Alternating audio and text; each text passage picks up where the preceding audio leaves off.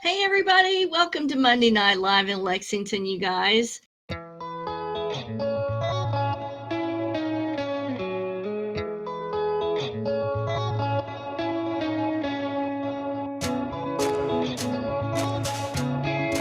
of all, thank you all for being here. As you know, my name is Rachel Curtis, and I'm the adult programming coordinator. Kathryn Kauffman. Miss Kathryn Kauffman, all the way from Lexington, joining us here tonight.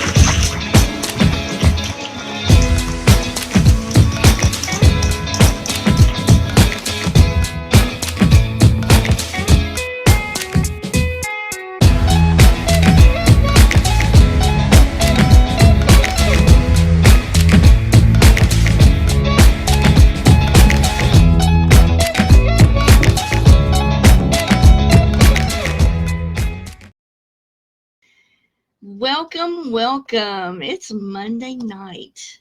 Glad to see you guys here. Hey to Mallory. For those of you that are tuning into my professional page, Kathryn Kauffman, Psychic Medium, if you want to join the live chat, I left you a link there to hop over here to the personal page where I engage in the chat. So, hey to all you guys over here on Instagram. The personal page on Facebook is the only page I interact with that I can see. But if you leave a comment or question on the professional page, I will get to that after the show and answer your question. So, hey to all you guys, let's do some quick shout outs before we get started. Shout out to Dana, Charlotte, big shout out to Melissa Begley and Miss Cleo, her little sidekick. Big kisses to you guys. Shout out to Ricky, hope you're feeling okay and doing well. Big shout out to my buddy Rob Abbott, Sharon May Maddox, Mamie Lawson. Yes, Melissa, it is a magical Monday indeed. Shout out to Missy and let's see. Oh, yeah. Joy and them over here on Instagram. All right. So, some updates that I want to get out of the way before we get into our topic because this is a hot topic tonight.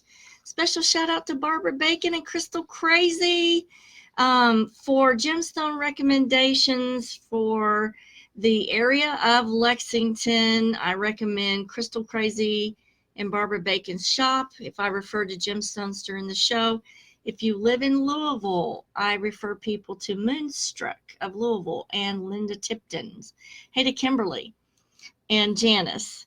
So, updates are the gemstone series is over for the summer, but you can still get the information. Each series that I did is only $15. You can still get the PDF, downloadable PDF, to have the information, have the teaching, and you can get a link to the unlisted video. Now, this of each webinar, each series I did a webinar with, we recorded it, and you can get a link to that webinar where people ask questions and stuff like that. So each series is only $15. You can message me if you want the information. The first seminar, number 1, was healing with gemstones, and that's where I go into the physics of how gemstones actually can help you heal and what they can do. The second seminar was metaphysical uses of gemstones, and wow, that was in-depth and complicated. And we used some new techniques in that particular series you will want to get if you work with gemstones in a magical, metaphysical way. The third series was spiritual uses of gemstones, where I teach you how to use certain gemstones, not all, but there are certain gemstones that enhance communication with spirit world, with your loved ones that are passed on, and actually how to help them change their life condition even if they've crossed over. Pretty interesting stuff, huh? Hey to Janice in Bowling Green, and hey to Dana. Thank you. I appreciate that. So Dana says, I'm glowing. Well, it's Chanel lipstick. That's what gets me turned on is Chanel lipstick and David Lee Hicks. Hey to Mary and Taya. Special shout out to Jennifer Oliver, Pamela, Frank, Lahana. Hope you guys are doing okay. Hey to Joy over here on Instagram. And Moon Mista. I hope I said that right. Okay, so now here's another update before we get into the topic. Coming up on September the 9th, and that's next Monday, we're doing a really special show with my guest, Hoodoo Man Rob Abbott. We're going to be talking about hoodoo. Everybody needs to tune in. This is going to be a smoking hot show. Okay, we tried to get a little bit of the conversation going while I was in New Orleans, and unfortunately, the signal was crap, and we had to like cut out part of that. But I've talked to Rob, and we're going to try this again. So we're going to be talking about things like, how is hoodoo different than voodoo, and why did hoodoo begin in New Orleans and Louisiana? Why? Also, I want to talk about how he came into his practice of hoodoo and how hoodoo was in the past as it relates to now. Like, how's the practice changed? And so we're gonna have some fun, Rob. This is gonna be a lot of fun. But tonight's topic is kind of a little bit serious. And Rob, please feel free to jump in here and make comments and help me out tonight. Why are the dead still here? Why do we have hauntings? Why do we find them hanging around? Why are there so many spirits in abandoned houses and things like that? So, and I know this is like a question a lot of my mediumship clients ask me is, why are they still here? Why are they not crossed over? So we're going to kind of get into that tonight. The first time I really sat down to think about the whys of this, a friend of mine owns an attraction here in Lexington, and I remember I always go out to this place and help out every year with, the business. I'm not going to say where it is or who it is. I can't do that, but so I always go out and help once a year with their business, or I try to just show up. Sometimes I go and actually physically can help, and sometimes I just show up and give support. But I remember seeing amidst all the people, this dead guy at the back of this driveway, and he's looking kind of scary and wandering around, and I'm thinking, why is this guy still here? What is his purpose in still being here? And I remember being perplexed at the fact that he was still lingering in that spot. And so I asked my friend, the owner of the business, I said, did you know that this particular person, and I explained what I saw, is still hanging around here or is still here? And they were aware that there was a tragedy on that property. So they told me about it. And that kind of answered part of my question as to who it was, but not why they were still there. Hey to Ashley Sally Hart and Crystal Dale. Nice to see you guys tonight. So that was the first time I really started thinking about, what are these people really doing hanging around? So a lot of locations will hold place memory. If you have, a tragic event that happened, and certainly the case that I'm talking about, there was a tragedy associated with that person's passing. And so when you have something emotional or tragic that happens like that, it does make an imprint on the environment. So you have to evaluate, is this place memory that you're looking at, or is this an intelligent entity that is choosing to stay at the location for some other reason? So anyway, the entity that I encountered at this particular location not only had an imprint on the environment, but they were an intelligent entity who had chosen to stay at that location. And we'll go into some possibilities of why. Some really don't know that they can go anywhere else. Some do know that they can choose to go somewhere else, and they opt to stay where they're at, which is interesting. So if you have just an imprint in the environment where it's like a place memory, then you have to look at, are there repeating triggers in the environment that are causing this time slip to happen over and over and over, like hauntings where you hear the same set of boots going across the attic floor at a certain time every single night, or most nights. Is it around the same time? So there must be some kind of trigger, I'm thinking, in the environment that causes this repeated occurrence of these type of things. Hey to Jarita, Jacqueline, and Jamie. And hey to Butcher over here on Instagram. Nice to see you guys. So some triggers that can produce this type of activity are 72 hours before or after a full moon, 72 hours before or after a new moon. That's when the energies are at their highest. And there's a lot of energy in the environment to produce this type of activity.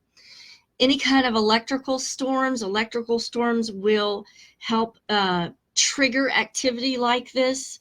A KP index anywhere from 4 to 9 is high enough to help produce this type of activity. Sound vibrations can be huge triggers as well. So any kind of sound vibrations can trigger this type of phenomena. So do look at, could it be place memory, aka time slip? Now, if you don't know what a time slip is, we did a show on that a couple of Mondays ago, and in the comment or description for this video, there's a link to my YouTube channel where you can go and watch the playlist Monday Night Live, and there will be time slips. I think there's 2 episodes on there about time slips. So go watch those, because it gives you a lot of good information to relate to what we're talking about tonight. So one of the biggest reasons that people kind of linger behind is we develop and we have attachments to physical things.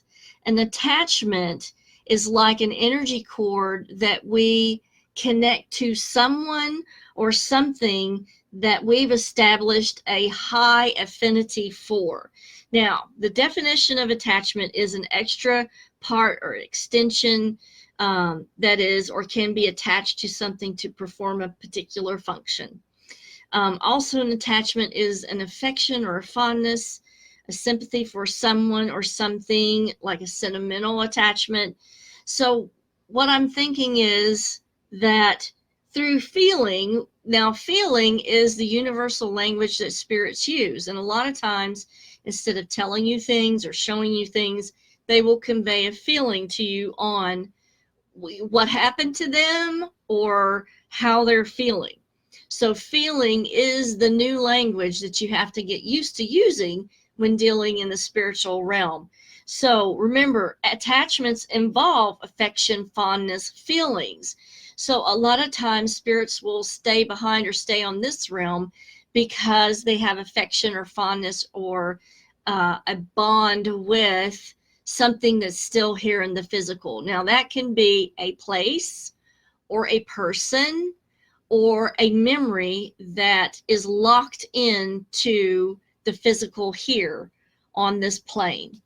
Now, a lot of spirits are in the 4th dimension, which is that dimension of time. And that's kind of, each dimension is folded into the previous dimension. So the 4th dimension is folded into our dimension, which is the 3rd dimension. So we can't perceive them because they are light entities, and in the state of light that they're in, your physical eyes can't see that type of light, which is ultraviolet, infrared, and bioluminescence. And so we're now finding that each strand of DNA holds exactly 1,000 photons. And so we are beings of light, but it's not a light that our eyes can perceive. However, dogs, cats, and honeybees can all perceive these wavelengths of light. So sometimes instead of you being able to see where they are, you really need to pay attention to your pet to see how they're reacting. Let me check for questions here, and please feel free to ask anything you want. Hey to Marie, I hope your husband is doing okay. Christy, Sheila, Jerry, Tara, Patty, thanks for being here.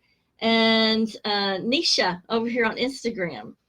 Okay, so we know that a lot of people stay on this realm because they are attached to something, someone, or some place. They've developed that energetic bond with this thing, with this person, or with this place. And I do find that on a lot of property walkthroughs, if a man has built the home or built something on the property, they usually are staying there with that property because, you know, their energy actually formed and went into the structure. And so I would say 9 times out of 10, their spirit can be found at that location for some reason. Hey to Judy. And I think it is because they've, through building it, developed some kind of attachment to that, because their energy is actually imprinted on everything that went into building that. So, indeed, some are attached to family, and they don't want to leave the family, and they want to actually improve their own spirit by evolving a little bit and helping the family that they're attached to that has to stay behind on this physical realm. Okay. Hey to Judy. So some spirits are actually afraid to move on due to no concept of what they are.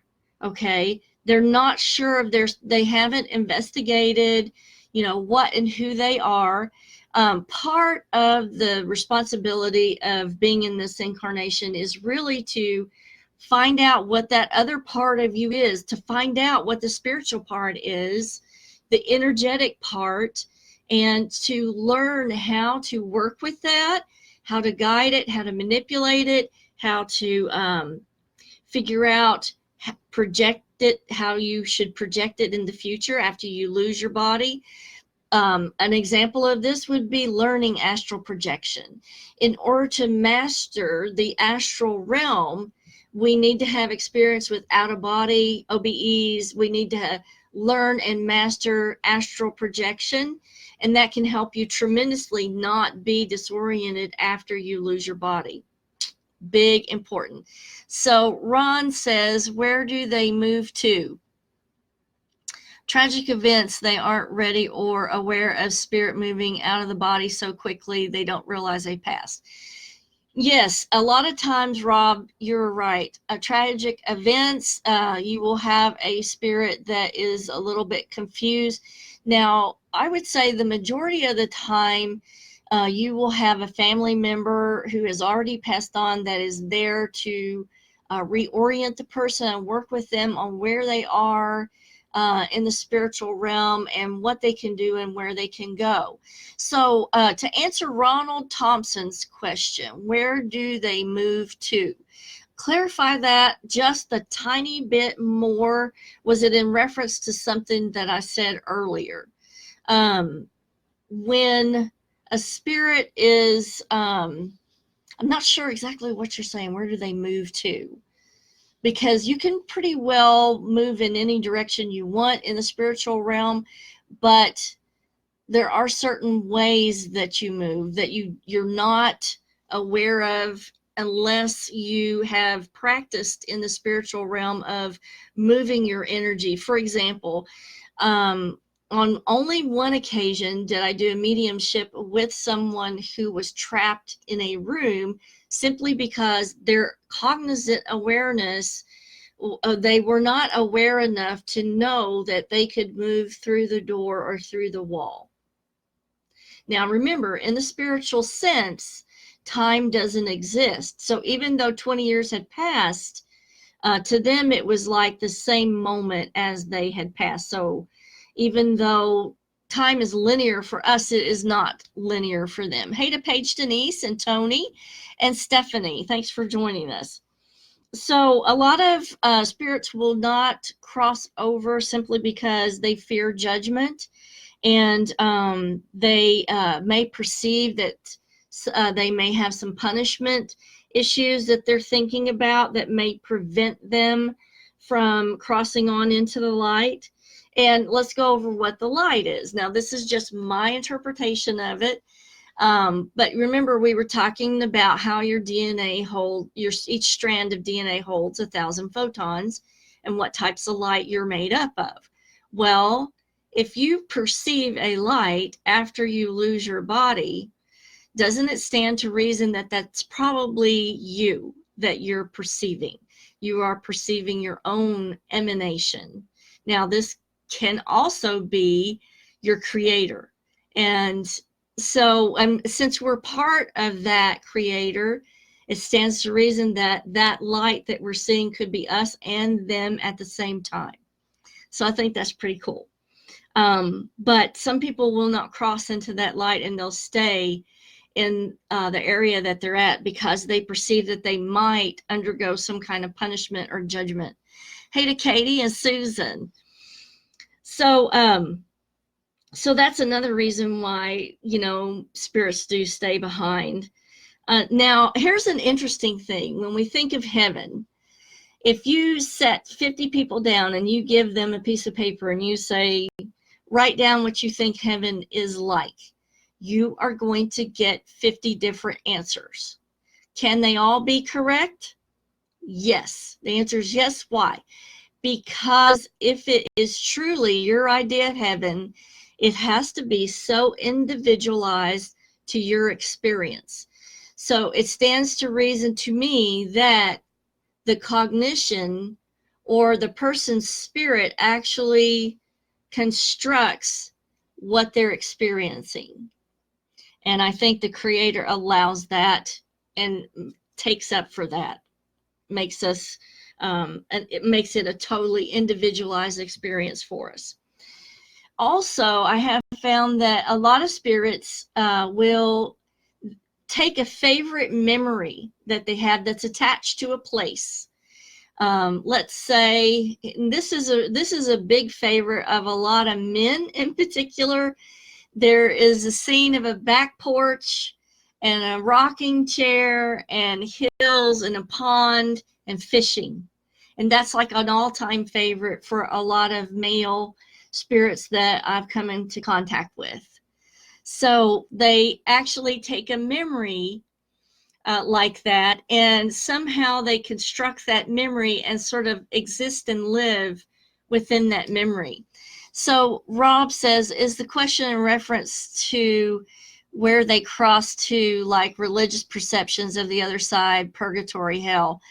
Yeah, that's probably, that's kind of what we're talking about, Rob. I'm glad you said that, because when a person completely crosses over, they're in their idea of heaven, or like you said, they may be in purgatory. They may be in their idea of purgatory, and it's that self-conceptualization that is going to create that. So your own guilty conscience may actually create that for you.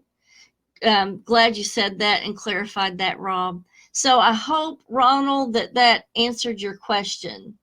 Thanks for helping me with that, Rob. So the other biggest reason why spirits stay behind is simply because they want to be at the person that, let's say they're attached to a husband or a wife that they left behind.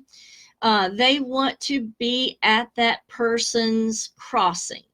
So when the husband or the wife that they left behind passes on, they want to present themselves as the go-to person to help that person in their transition, and to be there as support for that person, to reorient them, to let them know that they're okay, and to reunite on that spiritual realm with them. So that's one of the biggest reasons why, is they're simply waiting for their loved ones to cross over. But remember, it's not a long wait, because on the spiritual realm, time doesn't really exist.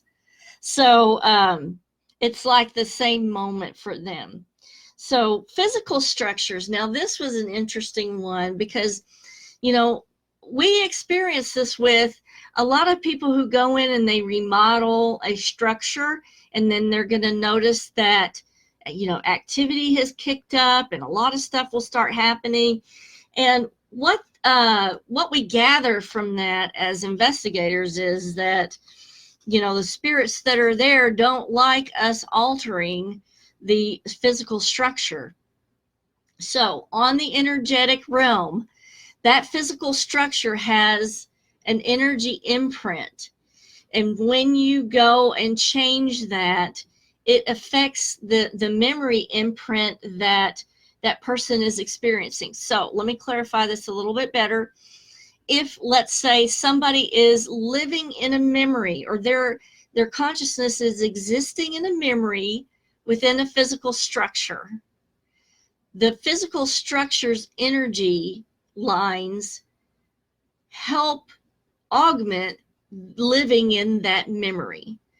But when we go and change the energy structure of the building, that's going to disrupt the memory that they're trying to live within. And yeah, that's not going to make them very happy, and you will find a lot of negative activity associated with that. So Kimberly wants to know, are you going to be at the Haunt Fest this year? Sad but true, Kimberly, I was not invited to come back this year. If I were invited, I certainly would have loved to have come. Hey to Katie and Bruce. Really good to see you, Bruce. I'm always wondering how you're doing. And hey to Patty and Kreider. Okay, so now we know how, you know, rebuilding or restructuring a building can really upset the spirits that are in there. They're actually trying to live in a memory that's associated or attached to that building. So the way that I usually explain this is, you know, we have a lot of comparisons here. Let's say as you grow, your energy spreads out through these limbs. And if you were to get an amputation, okay, phantom limb pain is going to occur in most people. So what I feel like is happening with that phantom limb pain is, just because the physical's gone doesn't mean the energetic structure is not still there. And so it may take many, many years for this physical, for the energetic structure to leave. Some people, it never leaves. But so the buildings are sort of like that. There's an energetic web or structure to that, and it allows the memory to be stronger for the person to really live out that memory or that moment within that structure in a really happy way. And because they can still feel the energetic structure of how the building was. So yeah, when you change that, it's going to upset them a little bit. So now here's the other thing is when your emotions, or when their emotions are at their highest, that's the clearest communication mode that you can use. Hey to William Thompson, Veronica, and Kim. So when you are communicating or trying to communicate with a spirit, it's really important to speak their language. Their language is usually psychic. So if you know, you need to practice your abilities, and everybody has those. All you have to do is to be able to meditate to access your abilities. But the feeling is the main thing that you're going to use to express some kind of communication with them. Now, some spirits will stay behind because they don't want to reincarnate. They don't want another body. They don't want to have to go through the pain of birth and death again. And so actually, they will sit out a few lifetimes just to give themselves a break before they reincarnate. And two, if there's somebody who's still on the physical realm that they're highly attached to, and they want to be at that person's passing, they may sit out a lifetime and then reincarnate again with that loved one the next time around. So another thing that people don't realize is that spiritual evolvement continues after the person passes on. Your spiritual involvement doesn't stop just because you lose your body. If you're using your energy, let's say as a spirit guide, and waiting for your loved one to pass so that you can be there for them, that's one way to evolve in the spiritual realm. Also, this is really big, and we addressed this in that series number 3 on spiritual uses of gemstones. We go into this in great detail. So if you've had somebody who has passed away in a not so good circumstance, there are a couple of things that you can do to help that spirit evolve even after they've passed. And so number 1 would be the use of gemstones in a certain way to communicate to them what they need to do, but also to augment prayers to guide their consciousness forward to evolve after they've left this realm of existence.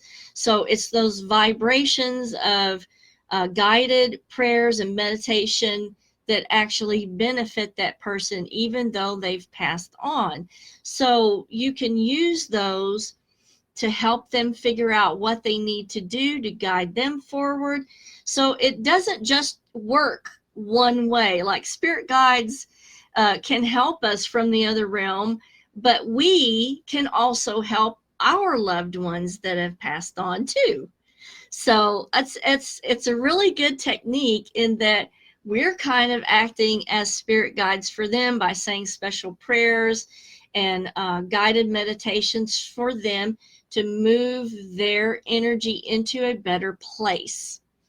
So Melissa wants to know, are there ever any spirits devolve? Yes, a lot. You can evolve or you can devolve. But the thing about devolution is that after a certain point of devolvement, the human is no longer human at that point and becomes more demonic.